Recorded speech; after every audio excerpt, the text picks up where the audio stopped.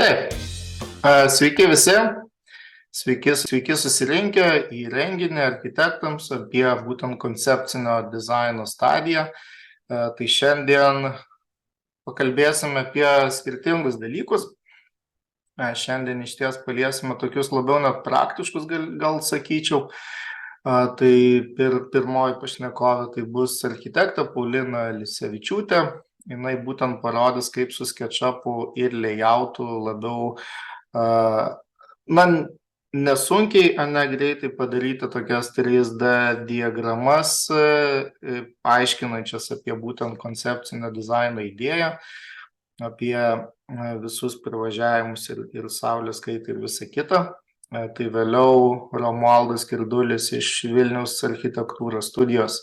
Jisai labiau jau praktinę tokią pusę nueis, parodys savo projektus, parodys, kaip konceptas vystomas ir galiausiai, kas labiausiai įtakojo tą stadiją. Ir aš vėliau pereisiu labiau prie, sakyčiau, pačių pluginų.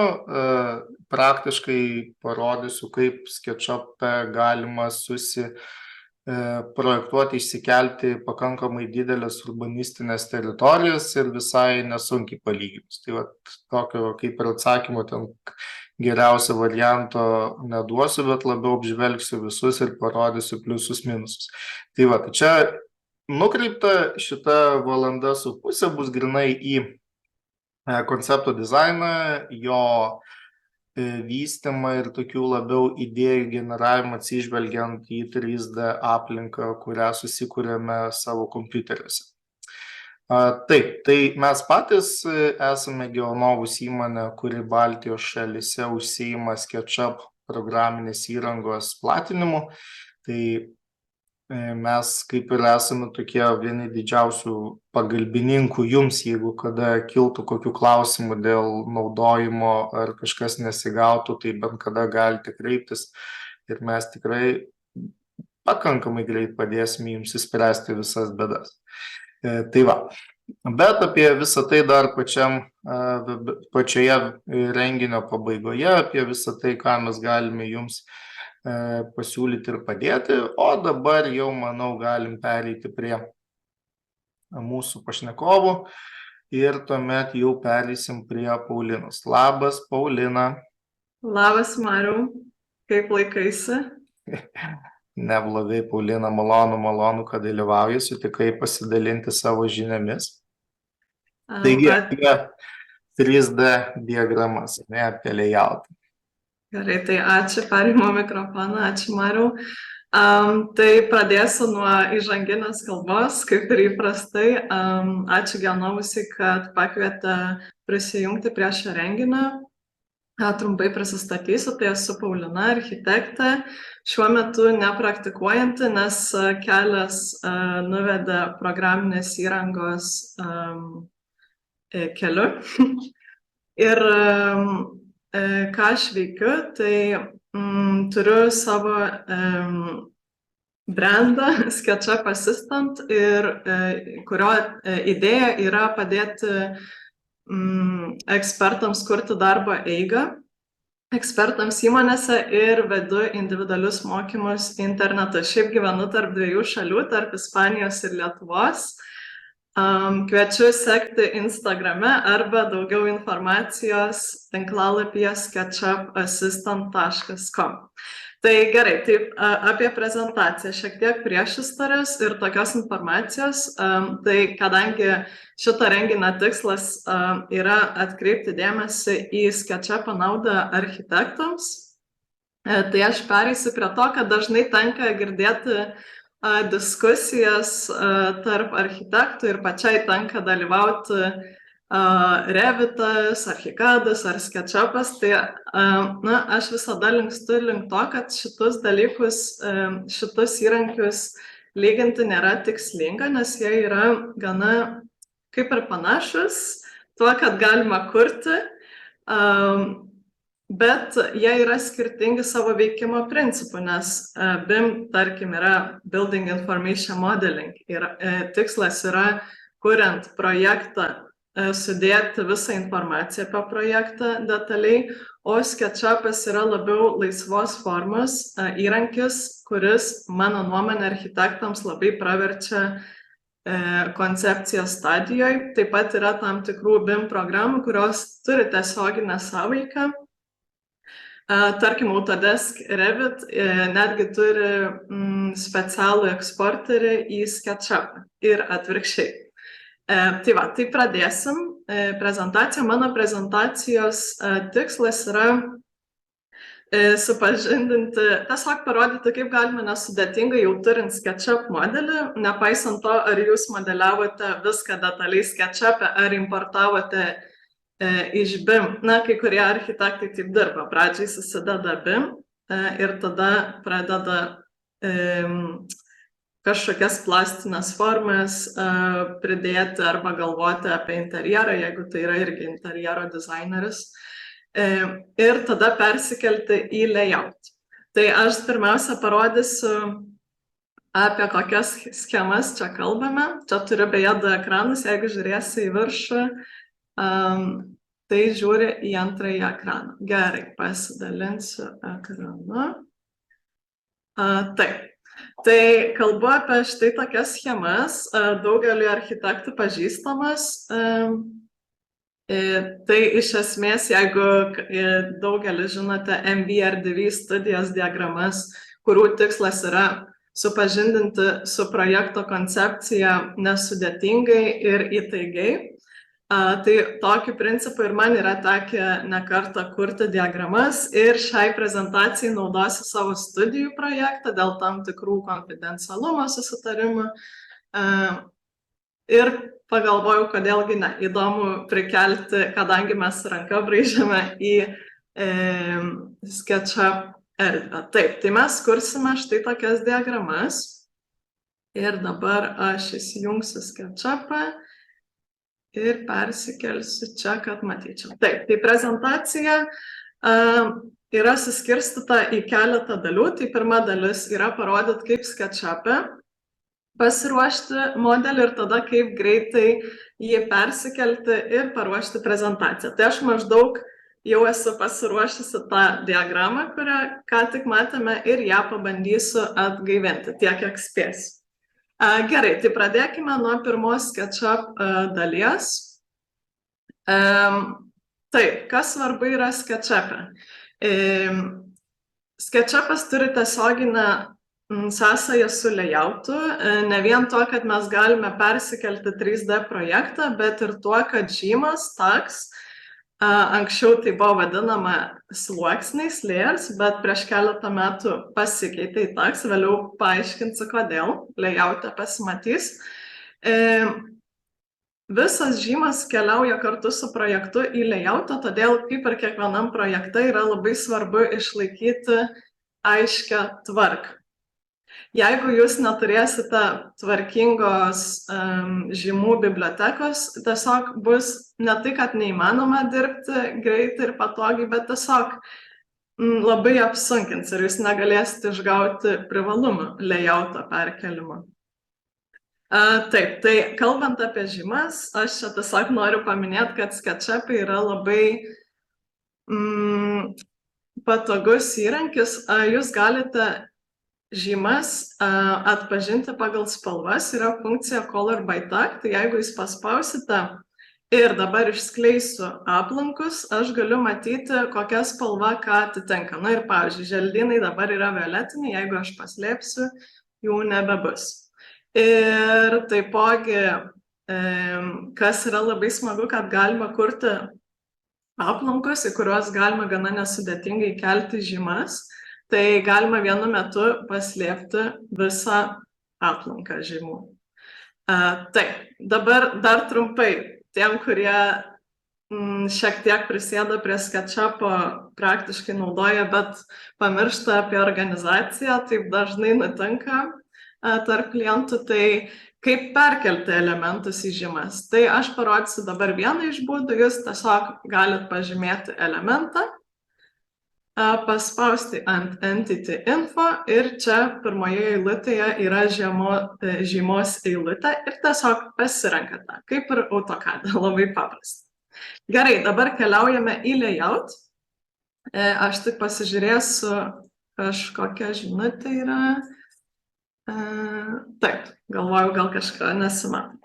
Taip, tai kaip galime perkelti projektą į Layout? Labai paprastai. Čia kairėje pusėje apačioje yra ikona perkelti į Layout, paspaudžiame ir visada SketchUpas paklaus, jeigu jūs atlikote kažkokius pakeitimus arba sukūrėte naują projektą ar norite išsaugoti prieš perkeliant, tai visada sakykit taip, todėl kad layoutas turi žinoti, kur buvo tas paskutinis taškas prieš perkeliant. Beje, čia trūksta, matau, tam tikrų langų, užslėpiau, bet detalė. Taip, dabar kitame ekrane kraunasi layoutas. Perkelsiu.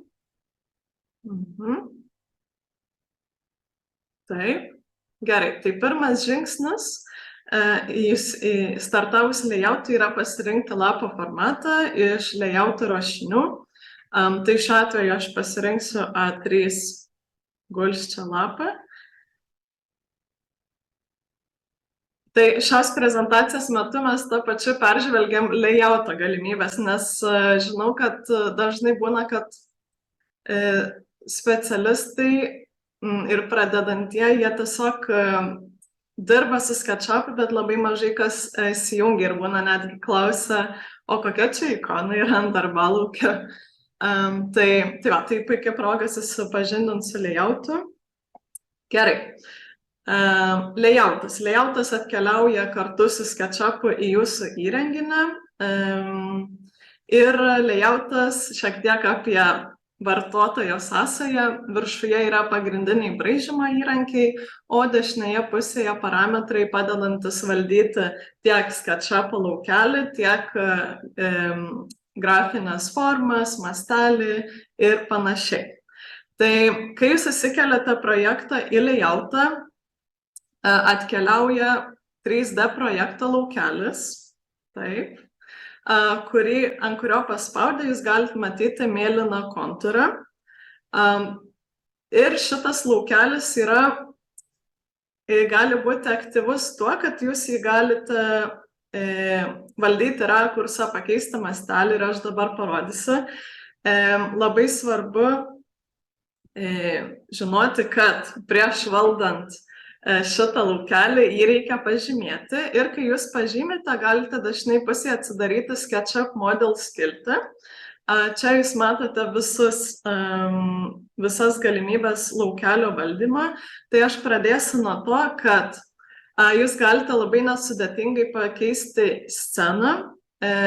Kas yra scena? Jeigu aš dabar sugrįšiu į SketchUp modelį, čia viršuje matome scenas, kurias galite susikurti per View, Animation ir Add Scene. Galite pakeisti pavadinimą, nustatyti rakursą, paslėpti tam tikrus sluoksnius ar grupes, šešėlių, pavyzdžiui, pritaikyti ir išsaugoti paspaudžiant dešinį klavišą ant scenos pavadinimą ir Update. Tai smagu, kad visas šitos scenos automatiškai keliauja į layoutą. Jūs pažymėję laukelį galite išskleisti čia Scene eilutėje skiltį ir pasirinkti sceną. Na, pavyzdžiui, pasirinkau sceną. Taipogi jūs galite pakeisti linijos mastelį. Čia bus labiau naudinga po to prieš vizualizuojant į vektorių. Ir jeigu jūs, pavyzdžiui, neturit susikūrę sceną, jūs galite naudoti standartinius vaizdus. Tai kas yra standartiniai vaizdai iš SketchUp, tai kaip jūs žinote, top view, frontal view, rakursai. Tai irgi jūs galite čia pasirinkti. Ir galite, kas yra labai svarbu, jeigu, pavyzdžiui, kažkada naudotumėt layoutą ir brėžinių koncepciniai stadijai, rengimą jūs galite pasirinkti mastelį, tik tai tada labai svarbu turėti varnelę ant orto, kas reiškia vaizdas be perspektyvos. Tai kai brėžiniai būna projekcijos be perspektyvos, tai čia yra apie tai. Na ir galite pasirinkti mastelį. Kaip pavyzdys. Ir jeigu, pavyzdžiui, jūs koregavote šios nustatymus ir po to pamatėte, kad norite grįžti atgal, jūs galite paspausti reset ir sugrįž į tą pirminį rakursą, pirminę sceną, kuri atkeliavo į layout. Taip, tai dabar apie rakurso keitimą. Čia jūs matot visus mastelių ir scenų parametrus. Dabar kaip galima pakeisti vietą modelyje, nes jums nebūtina grįžti į SketchUpą, kad paslinktumėt vaizdą ir kažkaip pakeistumėt. Jūs galite 2 kartus paspaudę kairį pelės klavišą paslinkti vaizdą. Iš karto matome ekrane rankutę, kuri suteikia galimybę paslinkti kamerą. Panašiai būtų kaip uždėti ranką ant popieriaus lapo ir paslinkti. Jeigu jūs įspausit pelės ratuką ir slinksite pelytę pasukti, ir jeigu jūs tradiciškai, kaip daugelį programinių įrangų, pelytę suksite nuo savęs priartinti vaizdą ir jeigu suksite į savęs nutolinti, ir kad išsaugotumėt rakursą, paspausti išorėje už mėlyno kontūro. Taip, bet vėlgi, jeigu jūs norit sugrįžti į norimą rakursą, galite paspausti Reset All. Gerai, tai dabar pradėkime nuo to, kad schemose buvo 6 kopijos. Jų tikslas buvo parodyti žingsniškai, kaip gimė ir vystėsi koncepcija. Tai pirmiausiai aš pakeisiu mastelį šito pačio lango su visu projektu ir tada sukursiu 6 kopijas. Tai pradėkim nuo to, parodžiau, kaip pakeisti mastelį, bet aš matau, kad jisai yra per didelis, kad tilptų 6 schemas, diagramas. Tai pasirinksiu kitą mastelį, kadangi schemose nėra labai svarbu mastelis detalumo atžvilgiu, man svarbiausia, kad tilptų. Aš jau prieš tai pasibandžiau, kad 1:340 yra jau šis tas, jau telpa. Ir čia dar svarbu paminėti, kad jūs galite visą šitą langą projekto keisti, tik tai atkreipkite dėmesį, kad tam, kad projekto dydis ir pozicija nesikeistų šitame lange, turi būti uždėta varnelė ant Preserve Scale. Ką tai reiškia? Dabar yra uždėta varnelė ir jeigu aš paslinksiu slankiklius projektą, matome, kad projektas išlieka toje pačioje pozicijoje, tik tai keičiasi langas. Bet jeigu nuimsiu varnelę ir slinksiu slankiklius, tiek projekto mastelis keičiasi, tiek pozicija. Tai visada rekomenduoju tokiu atveju turėti varnelę ant Preserve Scale. Gerai, tai grąžinam į mastelį, pakeisiu projekto dydį ir jūs galite nesudėtingai perslinkti langą paspaudę kairį pelės klavišą ant lango ir nuspaudus linkdami. Dabar, kaip kopijuoti? Jūs galite, kas yra labai smagu, kopijuoti projekto langus, jums nereikia iš naujo įsikelti ir panašiai, tai 2 kopijavimo būdai. Vienas paprasčiausia visiems pažįstamų yra Ctrl-Copy, Ctrl-V, pasta. Arba jūs galite nuspaudus Ctrl klavišą savo klaviatūroje kairiu pelės klavišu žymėti langą ir jį nuspaudus slinkti. Taip, viena kopija, bet aš matau, kad dar norėčiau apkirpti, tai grįšiu atgal, kad sutaupyt žingsnį ir dar apkarpysiu šiek tiek. Taip. Paslinku ir vėl spaudžiu Ctrl klavišą kairį pelės klavišą ir slenku. Taip, pakartoju. Ir tuomet, kad būtų greičiau, galiu su Shift'o klavišu ir lygiai taip pat kairiu pelės klavišu pažymėti vienu metu keletą diagramų ir vėlgi su Ctrl klavišu sukurti kopiją.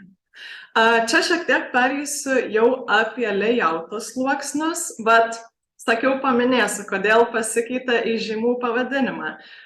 Dėl to, kad atskirti, kai atkeliauja 3D modelis į layoutą, mes čia galime ne tik valdyti rakursą ar stilių, bet valdyti ir žymas. Čia yra tags skiltis, o pačio layouto sluoksniai vadinami layers. Tai būtent dėl to pasikeitė pavadinimas. Tai dabar norėčiau sukurti sluoksnis ir rekomenduoju visada dirbti su sluoksniais, tie, kas dirba su Adobe programinė įranga ar Affinity, Photoshopu, Illustratorium ir panašiai, tai jau yra pažįstama daugeliui sluoksniai, tai čia lygiai taip pat jūs galite sukurti sluoksnį labai paprastai, paspaudę ant pliuso. Ir kad pakeistumėt pavadinimą 2 kartus ant pavadinimo. Tai sukursiu sluoksnį 3D modelis, į kurį įkelsiu šias schemas, kad po to esant reikalui galėčiau greitai paslėpti objektą. Tai pirmiausia pažymėsiu visas schemas naudodama Shift klavišą. Taip, šito nepažymėjau. Ir kai jau turite pažymėję elementą, galite spausti dešinį pelės klavišą ir pasirinkti Move to Layer 3D modelis. Ir žiūrėkite, dabar galima nesudėtingai paslėpti. Tai tokiu principu ir rekomenduoju dirbti, ypač kai tai yra ši situacija architektūrinės diagramas, kur yra svarbu eiliškumas.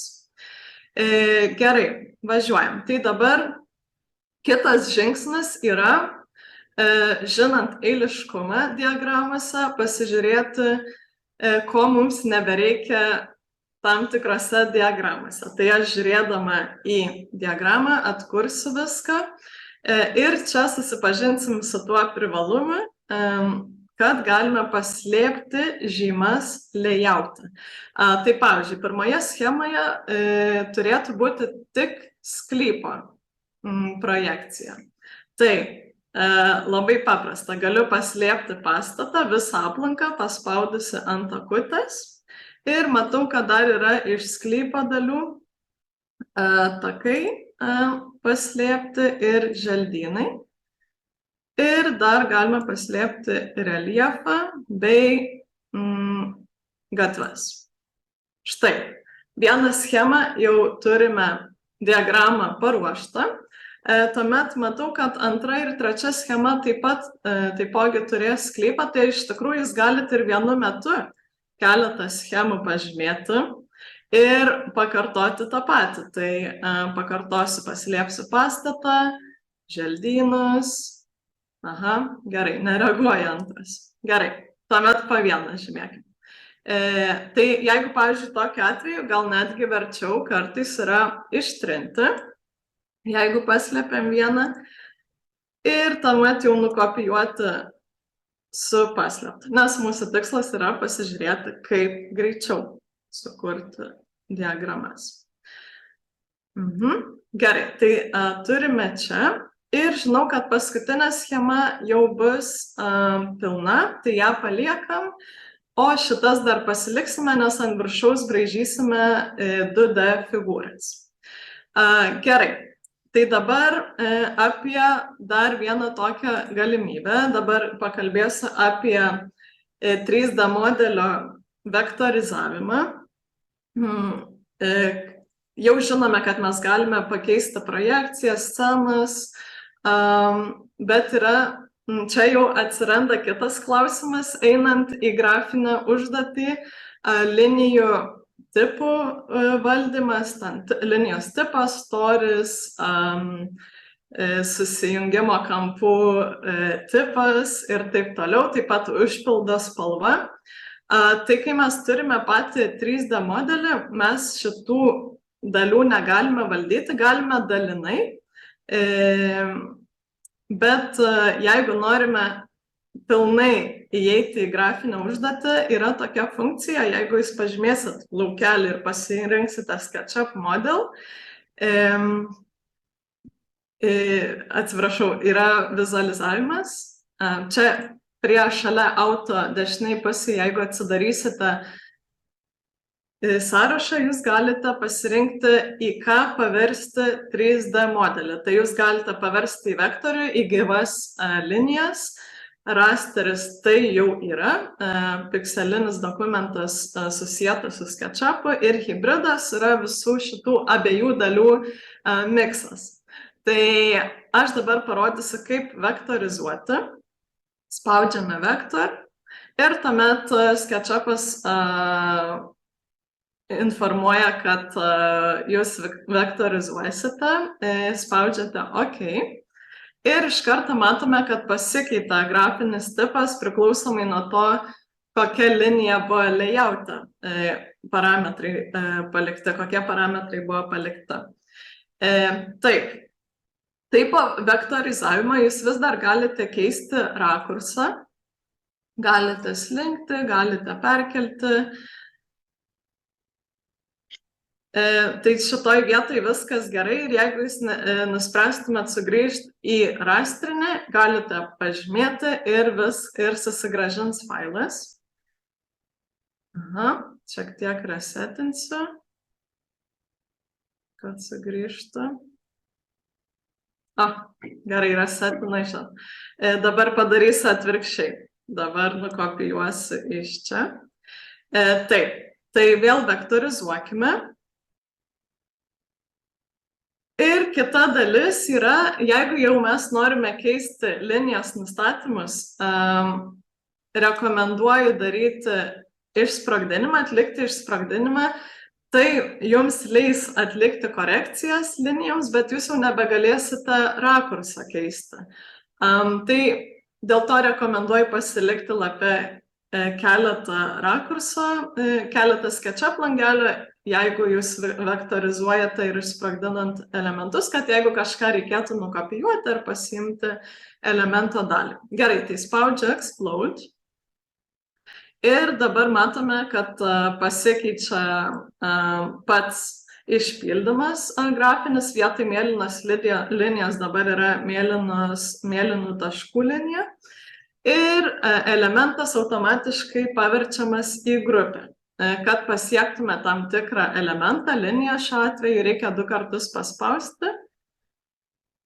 Ir dar 2 kartus paspausti, nes dažniausiai elementas kiekvienas turi savo grupę. Šiuo atveju sklypo užstatymo plotas turi savo liniją, sklypo kontūras. Tai kad pasiektume, reikia keletą kartų pakartoti 2 paspaudimus kairę pelės klavišą. Gerai, dabar kaip keisti linijų, grafinius parametrus ir panašiai. Tai tie, kurie naudoja iliustratorių, čia panašiu principu viskas veikia. Jeigu jūs nueitumėt į Shape Style, čia galite valdyti Fill užpildą, Pattern užpildą su tam tikrų raštu ir linijos, tai yra kontūro nustatymus. Tai šiuo atveju mes matome, kad linija yra kontūrinė ir čia lygiai tą patį galime matyti. Čia galime pakeisti tiek linijos storį, tiek santykinį mastelį. Vat, pakeisiu į mažesnę. Taip. Ir taipogi kampų susijungimą ir dar galite valdyti pradžios taško grafinį elementą pasirinkti, lygiai taip pat galutinio taško bei jų mastelį linijos atžvilgiu. Taip, tai jūs galite valdyti linijos kontūrą, formos kontūrą ir taipogi galite valdyti užpildą. Pirmiausia, prieš keičiant parametrus reikia nuspausti ant laukelio, tai šiuo atveju, jeigu paspausiu ant fill pavadinimą, įjungiu parametrus užpildo ir jeigu pasilinksim šiek tiek pelytę į dešinę pusę, pasirinkti spalvą. Tai šiuo atveju tiesiog, kaip pavyzdys. Pasirenkat spalvą ir po to, pavyzdžiui, jeigu nusprendžiat išjungti užpildą, jūs galite paspausti ant pavadinimo ir jo nebebus, arba atvirkščiai nuimti kontūrą. Gerai, važiuojam toliau. Matau, kad su laiku sudėtingai. Mariau, ar galim šiek tiek ilgiau pratęsti, ar parodysiu labai greituoju būdu keletą schemų ir... Paulina, manai, užteks 5 minučių? Pabandysiu, kad užtektų, pasistengsiu. Gerai. Gerai, taip, tai pademonstravau, kaip galime atlikti pakeitimus formoms. Dabar kitas elementas yra, noriu parodyti patį stilių, kaip galima pakeisti, nes tai gali praversti apsibrėžti tam tikrus elementus. Tai aš gal praleisiu tas schemas pirminės, kur yra nurodyta garažo vieta ir pereikim prie sudėtingesnės dalies. Gerai, tai aš jums parodžiau, kaip galima pakoreguoti turimą schemą, užpildą ir kontūrą, turiu omeny elementą, ir dabar iš kitos perspektyvos galim pasižiūrėti, kaip ant viršaus, pavyzdžiui, brėžti, kas tikrai nėra sudėtinga. Tai man aktualu dabar yra nusibraižyti 3 blokus, nes šioj schemai noriu pademonstruoti funkcinį išdėstymą, tai kad yra garažas, bendra erdvė pirmame aukšte ir antrame miegamieji. Tai jūs galite eiti į SketchUp model skiltį, paslėpti, kad keičiant stilių, layoutas naudotų mažiau resursų, rekomenduoju paslėpti elementus, tai pavyzdžiui, vėlgi želdynus paslėpsiu, ten visokius detalius objektus, kaip antro aukšto, pirmo aukšto 2D brėžinys, langai, baldai, pamatai ir panašiai. Ir tuomet jūs galite pakeisti stilių. Čia atsidarę ir pasirinkti X-Ray. Tai yra permatomas stilius, kuris padės, žinoma, klasika. Gerai, minutėlę. Nusprogo. Taip. Kartais taip nutinka, jeigu didelis apkrovimas, bet nieko tokio, nes aš turiu pasiruošusi atsarginį variantą. Gerai, tai apsistojam ties to, kaip brėžti formas ant viršaus ir tuomet beliks parodysiu, kaip sukurti tekstinės žymas. Ir supažindinsiu su karpinių knyga. Labai greitai pasistengsiu. Gerai, tai mes jau čia turim tokį atsarginį variantą, praleidom tą kubiką, bet principas aiškus. Aš čia dar turiu keletą sluoksnių įsijungus. Gerai, atsidarom SketchUp model, žymas, pastatas ir aš netgi turėjau nusibrėžus garažo figūrą, kad būtų lengviau surasti. Gerai, bet dabar man jos kaip ir nereikia. Gerai. Tvarkoj. Tai dabar prieš kuriant naują figūrą labai svarbu, kuriam naują sluoksnį. Aš jau čia turiu susikūrus 2D figūros ir kad pasirinktume sluoksnį, kuriame braižome, uždėkime pieštuką. Jų galite paprastai pažymėdami laukeliai tarp tekstai ir kairės anutės, paspaudus atsiranda pieštukas. Gerai, tada imam pieštuką, pamiršau pakeisti stilių. Gerai, dabar tikėkimės neatsitiks tas pats, pasirinkam X-Ray, gerai, pavyko. Uždarau ir kuriame figūrą. Taip, prieš kuriant figūrą, jūs jau čia galite pasirinkti tiek užpildą, tiek kontūrą ir braižome ant viršaus. Beje, SketchUpas jums padės surasti taškus. Sankirtos taškuose matome žalią taškiuką. Ir tokiu principu apibrėžiam, kadangi aš žinau, kad pasislėps garažas, viso jo nebraižysiu. Taip, maždaug kažkas, taip. Taip, pakeisiu šiek tiek linijos storį, beje, jūs galite, jeigu jums kažkada reikės labai storos linijos, tiesiog įrašyti numerį, tai gali būti ir 30 ir panašiai.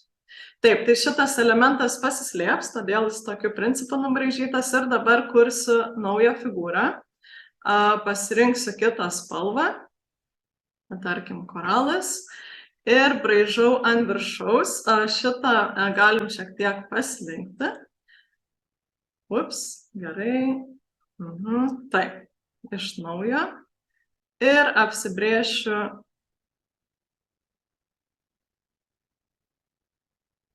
visą elementą tokiu būdu. Maždaug principas aiškus, ne? Ir po to dar ant viršaus galite užbrėžti papildomų linijų. Beje, jūs galite valdyti ir matomumą ties spalva. Čia yra apačioje matomumo nustatymai. Tai, kad matytumėt, ką brėžti ant viršaus. Taip, taip. Aha. Ir po to nuimsiu užpildą, nes mums reikia šiuo atveju tik tai linijos. Taip, trūksta dar vienos. Na ir po to sugrąžiname matomumą. Gerai, dar vienos linijos trūksta. Ir beje, jūs galite irgi figūrą pakoreguoti, jeigu toks atvejis. Paspauskite 2 kartus ant figūros ir iššoks taškai, kuriuos jūs galite paslinkti. Ne? Taip, ir tuomet sugrąžinam garažą. Ir jisai yra už. Čia irgi trūksta linijos, aš dabar tiesiog jau laiko nebeturim braižyti ir čia dar noriu paminėti, kad netgi jeigu objektai yra tame pačiame sluoksnyje, jūs galite kurti atskirus sluoksnius, bet jeigu yra tame pačiame sluoksnyje, jūs galite keisti eiliškumą, paspaudę ant figūros, tada pasirinkę dešinį klavišą ir pasirinkę Arrange, Bring to Front, pavyzdžiui. Arba dabar pakartosiu tą patį. Taip. Tai tokiu principu jūs braižote. Šiaip nežinau, gal kada nors galėtume dar atskirą webinarą apie tai padaryti, nes užtrunka. Ir čia dar trūksta terasos, bet dabar ką dar norėjau parodyti irgi, kad jūs galite nesudėtingai kurti tekstinės nuorodas, tai prieš tai pasirenku kitą sluoksnį. Ir čia viršuje yra label tekstinių nuorodų įrankių, kur jūs, pavyzdžiui, galite pažymėsiu, kad čia yra garažas, pažymėti pirmą tašką, to, ką žymime, ir nutempti teksto vietą. Čia beje jūs galite labai faina, kad pasirinkti grupės pavadinimą automatiškai. Visada tos 2 rodyklės ir tam tikras kodinis tekstas tarp jų suteikia galimybę iššaukti automatinį tekstą. Tai šiuo atveju jūs galite, pavyzdžiui, pasirinkti, kad rodytų paviršiaus plotą, grupės pavadinimą arba daugiau informacijos, mastelis, pavyzdžiui. Bet šiuo atveju aš viską ištrinsiu, nes čia norėjau įdėti automobilio simbolį. Jau baigiu, keletą žingsnių. Taip, tai pirmas, norėjau parodyti, kad su tekstiniam nuorodom jūs irgi lygiai taip pat nesudėtingai galite valdyti formos grafinius nustatymus, tai pavyzdžiui liniją, lygiai taip pat galite padaryti punktyrinę, pakeisti storį ir panašiai. Ir galite valdyti pradžios taško ir galutinio taško grafiką. Na ir galite pakeisti mastelį taipogi, ne? Gerai, tai paskutinis dalykas, kurį dabar parodysiu, vienas smagių dalykų layouto, kad layoutas turi scrapbooks, lietuviškai būtų karpinių knyga, kur jūs galite pasiimti ruošinius. Jūs beje tas ruošinius galite nesudėtingai patys susikurti, jeigu pasiruošit layouto dokumentą ir jį išsaugosite kaip karpinių knygą, jūs galėsite nesudėtingai pasiekti elementus čia ir tiesiog įtempti į jūsų projektą. Tai gerai, tai kaip tai daryti? Atsidarote, pažymite kairės pelės klavišų elementą ir jį slenkate į vidų. Tai tiek. Na ir po to jūs galite pakeisti mastelį, formą ir panašiai. Bet aš jau nebetęsiu, nes laiko jau nebeliko. Nežinau, gal galėtume su Marium padaryti atskirą webinarą apie tai, nes dar yra daug ką papasakoti. Žinoma, Paulina, žinoma, manau tikrai įdomi tema ir labai naudinga, iš praktinės pusės, kaip pakankamai nesudėtingai tuos diagramus pasiruošti. Puiku, ačiū labai, Paulina. Taip, laikas tikrai spaudžia, kadangi turim ir kitų dalykų. Dabar tai vienas klausimas yra iš Nerijaus. Iš Nerijaus, jeigu matai čato skiltį, gali ir pati pažiūrėti. Aš kaip ir teoriškai sugalvočiau atsakymą dėl tų brūkšniuotų linijų. Čia apie Nerijaus klausimą. Nerijaus Ar jau yra galimybė vektorinėje stiliuje matyti tvarkingas nematomas linijos? Gal galite... Bet yra galimybė, nebent čia kažkas giliau po to klausimų, tai gal galėtumėt patikslinti ir vėliau atsakysiu. Jo, aš irgi galvoju, gal čia kažkas giliau, bet aš tiesiog labai greitai savo ekraną pašėrinsiu, ir tiesiog parodysiu, Nerijau, gal jūs apie tai turite omeny ir gal bus labai greitai išspręsta viskas. Tai dabar aš čia per naršyklės versiją atsidariau tiesiog SketchUp'ą, desktop'e tas workflow būtų lygiai toks pat, tai tiesiog tas brūkšniuotas linijas, jeigu turite modelį, tai tiesiog su K mygtuku. Čia padarom kažkokią formą, tiesiog paspaudus K mygtuką, atsiranda brūkšniuotas linijos, kurių nesimato. Tada šitą modelį išsaugote ir keliate tiesiai į layoutą. Ir tada į layoutą jisai nusikelia kartu su brūkšniuotom linijom. Taip, ir netgi dar papildysiu, jūs galite ties žymomis valdyti linijos stilių. Jau nuo, man atrodo, prieš porą metų buvo galimybė sukurta. Jo, tai jeigu Nerijau ne tą omeny turėjote, tai tada lauksim dar patikslinimo. Tai dar trumpai parašė Nerijus, kad kai paverčiam vektorium pradingsta linijos, tai jos nepradingsta, jos tiesiog užsidengia po grupėmis, tai reiktų išsprogdinti elementą ir tada arba, įeiti į grupę ir paslinkti tuos elementus, kurie uždengia. Taip, tada Q&A ant 3D modelį. Jo, okay. Gerai, tai tada, jeigu daugiau klausimų neturite...